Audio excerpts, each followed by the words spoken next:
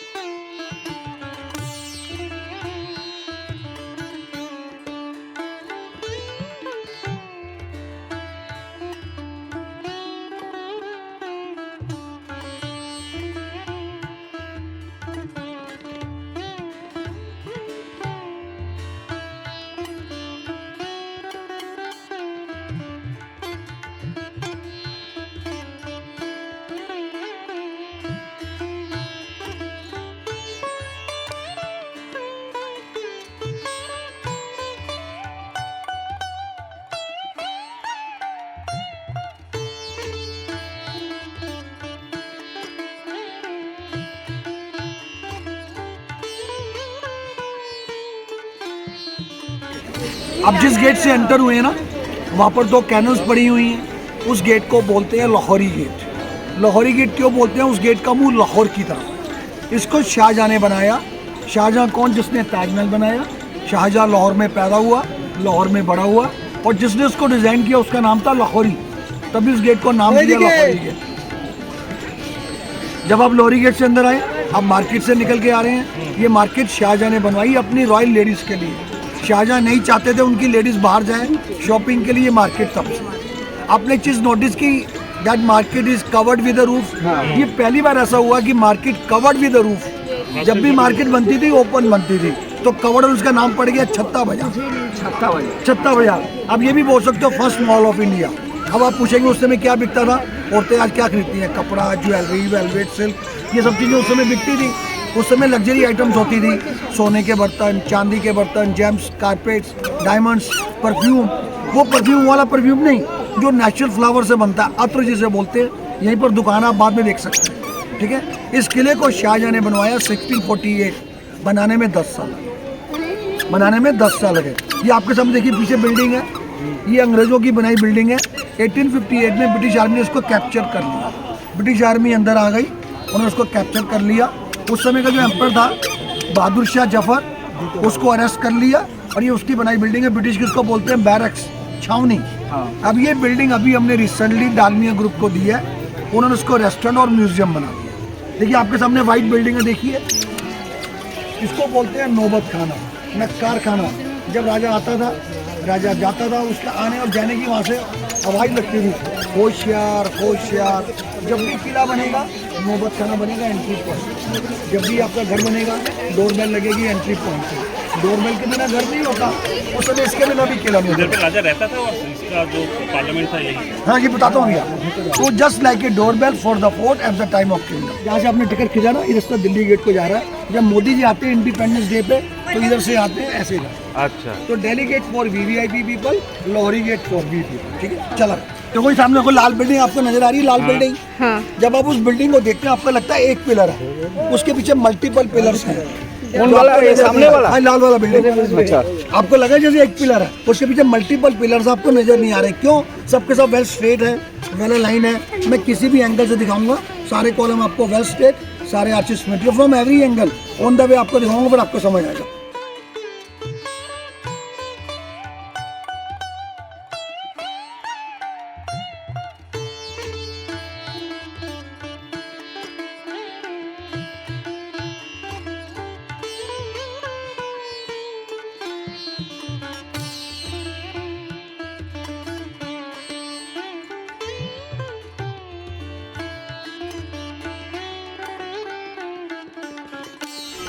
ये दीवाने आम है, यहाँ पर कॉमन लोग आते थे अपनी दिक्कतें लेके, अपने जो भी उनको ग्रीवेंसेस होते थे वो बादशाह को वहाँ पर अपनी प्रॉब्लम बताते थे। मैं आपको इसलिए रुका हूँ, देखिए सारे कॉलम देखिए सीधे हैं, वहाँ भी आपको सीधे, यहाँ भी देखिए वेल स्ट्रेट है, वेल लाइन है, सारे आर्चेस सिमेट्रिकल। कहीं से भी देखेंगे सारे कॉलम वेल स्ट्रेट, सारे arches symmetrical from every angle. Okay.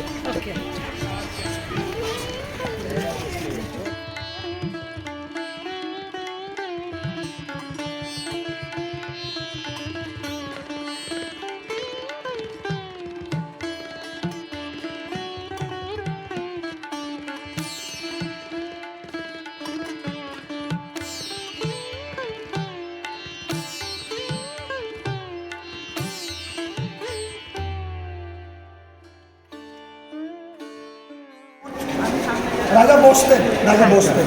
ये पहले ये वाइट मार्बल से बना हुआ है। पहले ग्लासेस नहीं थे, लोग क्या करते थे ऊपर चढ़ जाते। राजा पीछे जाते यहाँ पे बैठ जाता, टॉप पे आम जनता आती थी अपनी प्रॉब्लम लेके, और राजा को अपनी प्रॉब्लम बताती थी, अपने ग्रीवेंसेस बताते। राजा उनके ग्रीवेंसेस सुनते थे यहाँ पर बैठ के। इसको बोलते हैं सीट ऑफ द किंग, राजा के बैठने की जगह।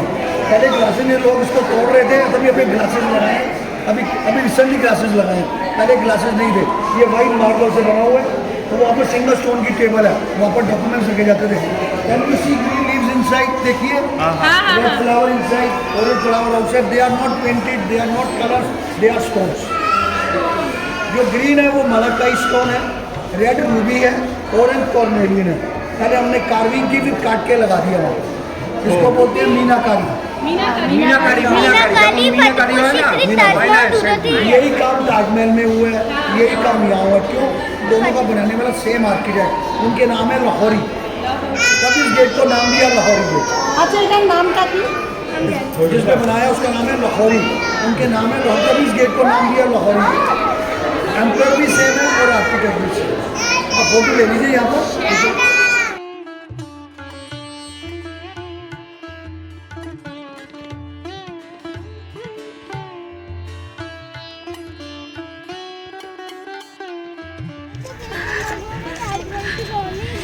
बहुत बहुत जगह लेके। हाँ जी,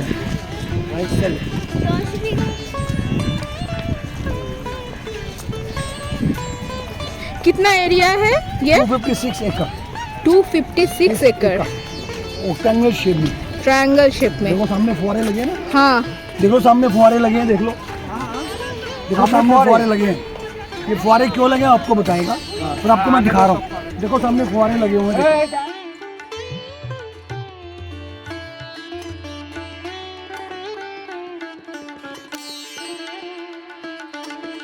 पहले आगरा जाता था, गर्मियों में कश्मीर जाता था, आगरा से दिल्ली, दिल्ली से कश्मीर बहुत टाइम लगता था। शाहजहां ने सोचा अगर मैं दिल्ली आ जाऊं तो दिल्ली से हर जगह नज़दीक पड़ेगी, क्योंकि दिल्ली सेंटर प्लेस है, यहाँ से हर जगह जाना मेरे लिए बड़ा इजी हो जाएगा। शाहजहां अपनी राजधानी लेके आगरा से दिल्ली आ गया। जब दिल्ली आया तो उसको रहने को जगह चाहिए थी, तब भी उसने एक किला बनाया। जब ये किला बनाया तो उसने एक नई कैपिटल बनाई, उसने उसको नाम दिया शाहजहानाबाद। जितने मुस्लिम एम्पर होते हैं जब सिटी बनाते हैं साथ में बाद लगाते हैं, औरंगजेब औरंगाबाद, तुगलकादीन तुगलकाबाद, हैदराबाद, इस्लामाबाद, मुरादाबाद, इलाहाबाद, फरीदाबाद, जितने हिंदू राजा होते हैं वो लगाते हैं पुर। उदय सिंह उदयपुर, जय सिंह जयपुर, राय सिंह रायपुर, जोत सिंह जोधपुर, कानपुर नागपुर। आज किंगडम खत्म हो गया तो सारे शाहजहानाबाद को क्या बोलते हैं, पुरानी दिल्ली। अब पुरानी दिल्ली में हो, पर इसको शाहजहानाबाद बोलते थे at the time of Mughal period. जब ये किला बना उस समय जमुना रिवर पीछे ही थी। शाहजहां ने क्या किया, जमुना रिवर के पानी को अंदर लाए और बीच में ये फाउंटेन बनाया, मैंने आपको दिखाए हैं, और बीच में ये वाटर चैनल बनाया। बीच में एक वाटर चैनल है। ये वाटर चैनल क्यों बनाया, उस समय एसी नहीं था, कूलर नहीं था। अपनी लेडीज़ को कंफर्ट्स देने के लिए ये उनकी लेडीज़ का पैलेस है। इसको बोलते हैं रंग महल। देखिए रंग लगे हैं, आपके घर में बच्चा छोटा तो बोलते हैं छोटू, मोटा तो बोलते हैं मोटू, और रंग की उसका नाम पड़ गया रंग महल। रंग महल, रंग की नाम पड़ गया रंग महल। और ये जो वाटर चैनल है इस पैलेस को ठंडा करता था। तो किसी ने बोला जन्नत, तो उसका नाम पड़ गया नहर जन्नत। किसी ने बोला स्वर्ग, इसका नाम पड़ गया नहर स्वर्ग। इंग्लिश में इसको बोलते हैं stream of paradise, canal of paradise. Shahjahan ने जब भी रूम दिए अपनी लेडीज़ को रिवर साइड दिए, ताकि रिवर देख के उनका टाइम पास हो, क्योंकि उस समय इंस्टाग्राम फेसबुक मोबाइल नहीं होते थे। लेडीज़ रिवर देख के टाइम पास करती थी। और रिवर साइड जो रूम थे ठंडे ज़्यादा होते थे, क्योंकि सीधी हवा उधर कमरों में आती थी। जो अगला जो पैलेस है उसको बोलते हैं दीवाने खास, प्राइवेट पैलेस, इंपॉर्टेंट पैलेस। सारी इंपॉर्टेंट मीटिंग वहीं होती थी। शाहजहां वहाँ बैठते थे, किस पे, मयूर सिंहासन पे, जो प्योर गोल्ड का था, जिसको बनाने में 7 साल लगे। उसके कारीगर कहाँ से आए थे, ईरान से। जो मयूर सिंहासन था इतना ऊंचा था, शाहजहां ने उस पर चढ़ने के लिए सोने की लैडर बनवाई थी। मयूर सिंहासन के बारे में कहते हैं वो ताजमहल से महंगा बना, मगर उसको नादिर शाह यहाँ से लूट के ले गया 1739 में। नादिर शाह पर्शिया से आया था, ईरान से आया था, वो लुटेरा था, यहाँ से पिकॉक्सॉन लूट के ले गया 1739।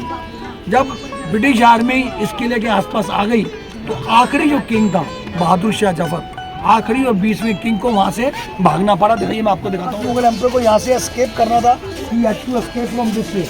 The last Mughal emperor was Bahadur Shah Zafar. आगे चले जाइए, जो लोग ग्रुप के साथ नहीं है आगे चले जाइए। ये रास्ता जा रहा है रिवर को। तो जब भी शाहजहां को आगरा जाना होता था, यहाँ से उतर के बोट लेके आगरा निकल जाते थे।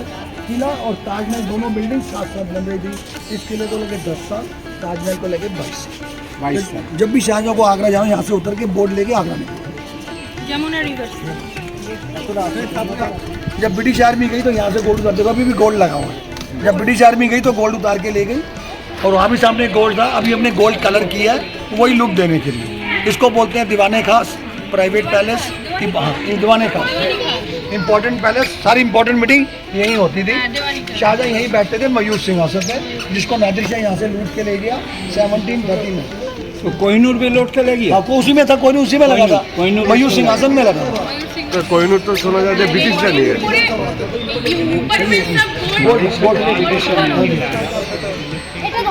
अभी ये गोल्ड ही है, ये गोल्ड। नहरे जन्नत है, नहरे स्वर्ग है। ये सारे जो कमरे हैं इसको बोलते हैं हमाम। हमाम मीन्स रॉयल बाथ्स। आज की लैंग्वेज में बोलेंगे तो स्पा।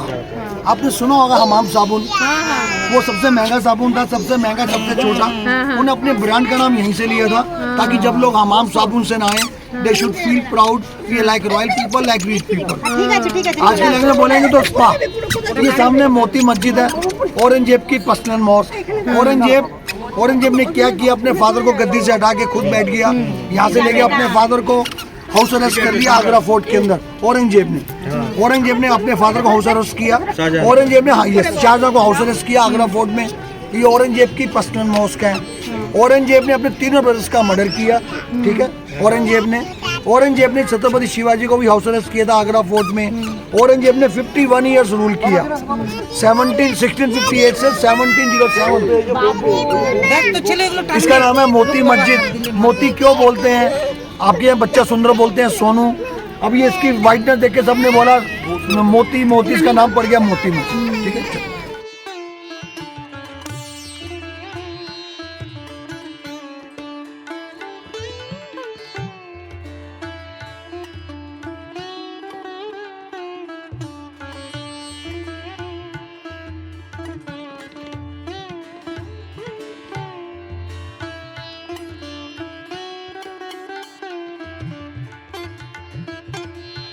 2 महीने होते हैं हिंदू कैलेंडर में, श्रवण भादो, सावन भादो। सावन के महीने में यहाँ बैठती थी रॉयल फैमिली, बारिश इधर से ना आए, इधर दीवार बना दी, बैठ के बारिश का मजे लेते थे। सावन के महीने में बारिश आती इधर से, इधर दीवार बनाता कि बारिश इधर से ना आए, बैठ के मजे करते थे, बारिश का मजा लेते थे। अब आ गया भाद्रो मास, बारिश आई जैसे कोई दीवार नहीं है, भीग जाएंगे तो उस व्हाइट वाली बिल्डिंग में मूव कर दे। देखिए ये सावन, वो भाद्रो, ठीक है। বর্ষাকালে আমরা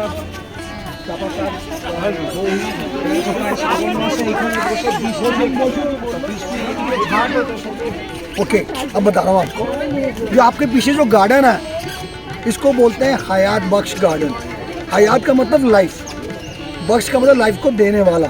यहाँ पर तरह तरह के हर्ब्स, फ्लावर, फ्रूट्स होते थे, जिसके वजह इसका नाम पड़ गया हयात बख्श गार्डन, लाइफ सेविंग गार्डन, जीवन दायिनी गार्डन। अब आप पूछेंगे यहाँ पर क्या था ऐसा? आपने सुना अश्वगंधा? अश्वगंधा सबको मालूम है। अगर आप अश्वगंधा पाउडर को लेते हैं दूध के साथ तो आपके बाल सफ़ेद नहीं होंगे बिफोर टाइम। अगर आप उसको दूध के साथ लेते हैं 1 ग्राम तो आपके हार्मोन्स को प्रॉब्लम नहीं है। बहुत सी लेडीज़ को हार्मोन्स की प्रॉब्लम, उनके लिए बड़ा अच्छा है। आपकी फैमिली हिस्ट्री में किसी को कैंसर हो गया, आप डर रहे हो हमें ना हो जाए, तो उसको लेने से कैंसर भी दूर रहता है। ये अश्वगंधा जो पाउडर, गुड फॉर मसल्स। जो लोग जिम जाते हैं वो अश्वगंधा पाउडर लेते हैं। अश्वगंधा पाउडर लेने से आपको स्ट्रेस नहीं होगा, आपको नींद अच्छी आएगी। आपने त्रिफला सुना है? त्रिफला बहुत से लोग कह रहे हैं यस, सबको मालूम है त्रिफला पेट साफ करता है। आज उससे आगे बता रहा हूँ, जब लेडीज 31, 32 की होती हैं 71% लेडीज को थायराइड हो जाता है। 71%। अगर आप चाहते हो थायराइड ना हो तो त्रिफला पीने से थायराइड नहीं होता। मैं 28 साल से त्रिफला पी रहा हूँ, देखिए मैंने ग्लासेस नहीं लगा रखे, सुबह 9 बजे से चल रहा हूँ, शाम के 6 बजे तक ऐसे ही चलता हूँ, क्योंकि मैं त्रिफला ले रहा हूँ।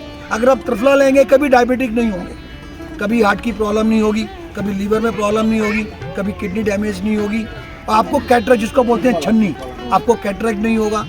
आप जो है ना, आपको त्रिफला की पावर नजर आएगी 10 साल के बाद। ये मत सोचिए आज त्रिफला ने कल हमारे ठीक हो जाएंगे, ऐसा कुछ नहीं है। पावर आपको नजर आएगी 10 साल के बाद। त्रिफला के बारे में कहते हैं किंग ऑफ मेडिसिन। अब किसको नहीं लेना, सॉरी डोंट माइंड, प्रेगनेंसी में नहीं ले सकते, क्योंकि त्रिफला आपके स्टमक को वॉश करता है। अगर आप त्रिफला लेंगे आपके अंदर इतनी पावर आ जाएगी, आपको लगेगा ही नहीं कि एज होती क्या है। ये एंटी एजिंग है, ठीक है। आपके फेस को भी सही रखेगा, आपके दांत भी ठीक रहेंगे। अगर आप आयुर्वेदिक मेडिसिन लेंगे, आयुर्वेदिक टूथपेस्ट, उसमें लिखा होगा त्रिफला, तो triphala good for teeth also. ये आपके पीछे देखिए लाल बिल्डिंग है, देखिए लाल बिल्डिंग है वो वाला, यस, इसको बोलते हैं जफर महल। आखिरी जो किंग था बहादुर शाह जफर, ये उसका पैलेस है। उसको पकड़ लिया, पकड़ा क्यों? ना फर्स्ट इंडिपेंडेंस वार को लीड कर रहा था। उसको पकड़ लिया, पकड़ के ले गए रंगून, वहाँ उसकी डेथ हो गई पैरालाइसिस से। उसके 3 बेटे, तीनों बेटों को हैंग कर दिया ब्रिटिश आर्मी ने। ये उसका पैलेस है बहादुर शाह जफर। 1857 সাল পর্যন্ত মুঘল সাম্রাজ্যের রাজধানী ছিল এই কেল্লা।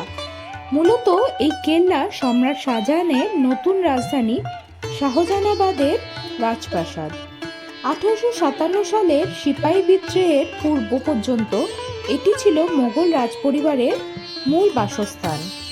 1857 সালে এই লাল কেল্লা থেকেই স্বাধীনতা আন্দোলনের ডাক দিয়েছিলেন শেষ মোগল সম্রাট বাহাদুর শাহ জাফর। এই যুদ্ধে পরাজিত হলে সম্রাট লালকেল্লা পরিত্যাগ করে অন্যত্র বসবাস করতে থাকেন, কিন্তু ব্রিটিশদের হাতে বন্দী হওয়ার পর তাকে আবার লালকেল্লায় ফিরিয়ে আনা হয়। এই কেল্লায় সম্রাটের বিচার শুরু হয়। বিচারে বাহাদুর শাহ জাফরকে দোষী সাব্যস্ত করে তাকে নির্বাসিত করা হয়। পরবর্তীতে ব্রিটিশ ভারতীয় সেনাবাহিনী লালকেল্লার অধিকার নেয় এবং লালকেল্লায় একটি অংশে ক্যান্টনমেন্ট হিসাবে ব্যবহার করতে থাকে। 1945 সালে আজাদ হিন্দ ফৌজের স্বাধীনতা আন্দোলন ব্যর্থ হওয়ার পর এখানেই লালকেল্লাতে যুদ্ধবন্দীদের বিচার হয়। লালকেল্লার অধিকার নেওয়ার পর ব্রিটিশরা এই কেল্লার নির্বিচারে লুণ্ঠন চালায়। বিলাসবহুল দামি ফার্নিচার, তৈজসপত্র, মূল্যবান মণিমাণিক্য, অলংকার, নগদ অর্থ লুট করে নিয়ে যায় ব্রিটিশরা। কেল্লার অনেক স্থাপনা ভেঙে ফেলা হয়। তবে ভাইসরয় লর্ড কার্জনের নির্দেশে 1899 থেকে 1905 সালের দিকে কেল্লার সীমানার প্রাচীর, বাগান এবং পানি সরবরাহের ব্যবস্থা পুনরায় চালু করা হয়। 1947 সালে ভারত স্বাধীনতা পাওয়ার পর থেকে 2003 সাল পর্যন্ত লালকেল্লা ভারতীয় সেনাবাহিনীর নিয়ন্ত্রণাধীন ছিল। এই কেল্লা ভারতের সার্বভৌমত্বের প্রতীক হিসাবে বিবেচিত। দেশ স্বাধীনের পর 1947 সালের 15ই আগস্ট তৎকালীন ভারতীয় প্রধানমন্ত্রী জওহরলাল নেহেরু স্বাধীনতা দিবসে লালকেল্লার মূল ফটকের উপর জাতীয় পতাকা উত্তোলন করে জাতির উদ্দেশ্যে ভাষণ প্রদান করেন। সেই থেকে এখনো পর্যন্ত এই রেওয়াজ চালু আছে।